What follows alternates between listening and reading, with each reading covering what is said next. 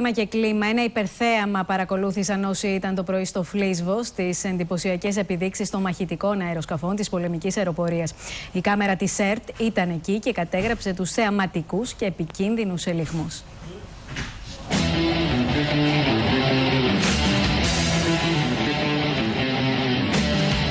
Ο Ζεύς χορεύει μόλις 1000 πόδια πάνω από τα έκπληκτα μάτια χιλιάδων θεατών.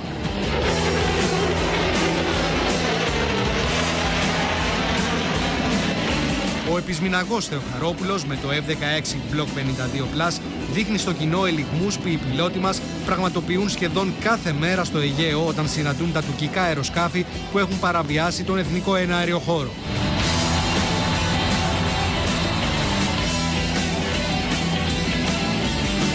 Όμως οι θεατές της αεροπορικής επίδειξης πήραν μια γεύση της σκληρής πραγματικότητας όταν μια συνάντηση ελληνικού και τουρκικού μαχητικού καταλήξει σε μια κλειστή αερομαχία.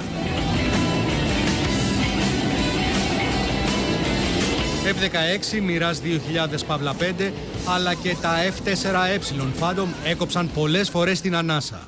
Δύναμη σου δίνει μέσα χαρά πολύ. Είναι τιμή να παρακολουθούμε αυτές τις επιδείξεις. Αυτά τα παιδιά κάνουν πολύ μεγάλη προσπάθεια. Θερμό ήταν το χειροκρότημα του κοινού για τους εντυπωσιακούς ελιγμούς του TAF-6 ή αλλιώς του μεμονωμένου αεροσκάφους επιδείξεων με την ιστορική για τα αεροπορικά δεδομένα ονομασία Δέδαλος.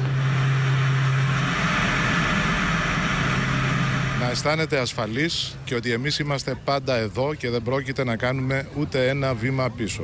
Χρόνια πολλά στην αεροπορία, κουράγιο και δύναμη στους πιλότους, οι οποίοι πετάνε αεροπλάνα τεράστιας αξίας οικονομικής και αμείβονται με ψίχουλα. Αιχμή του δώρατος σε αυτή την επίδειξη ήταν η 31η μοίρα έρευνας και διάσωσης. Οι κομάντος που αφέθηκαν με αλεξίδωτο και κατέληξαν στη θάλασσα απέσπασαν θερμά χειροκροτήματα.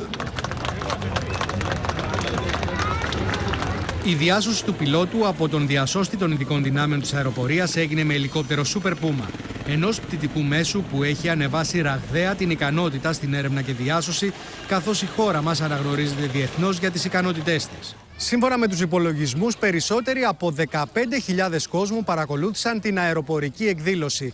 Ένα μέρος της που αποτελεί ουσιαστικά το τι συμβαίνει καθημερινά στο Αιγαίο με τις δεκάδες παραβιάσεις. Ο κόσμος έχει εντυπωσιαστεί. Ήταν πάρα πολύ ο κόσμος που ήρθε σήμερα εδώ να μας θαυμάσει και να μας χειροκροτήσει. Αυτό είναι μια αναγνώριση για την πολεμική αεροπορία, για το έργο της και για την επιχειρησιακή της ικανότητα.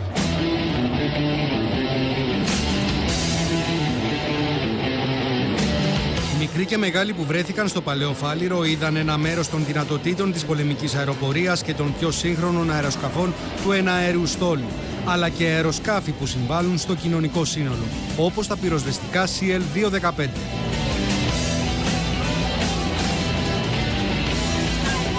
Το πολιτικό αεροσκάφος, πλαισιωμένο από μαχητικά, ήταν ακόμη μια εντυπωσιακή εικόνα που έδειχνε ένα σενάριο πως το επιβατικό έχει χάσει τον έλεγχο και συνοδεύεται από μαχητικά αεροσκάφη. Ο παπάς είναι πιλότος, είναι ένα πολύ ωραίο επάγγελμα. Θα ήθελα κι εγώ να γίνω κάτι τέτοιο. Έχω πετάξει με ένα αεροπλάνο της αερολέσης στο Τατόι. Μάζαν όλα. Στο πλαίσιο των εκδηλώσεων για τον εορτασμό της πολεμικής αεροπορίας στον Φλίσβο βρέθηκε και σχολείο από την Ακριτική Κάρπαθο.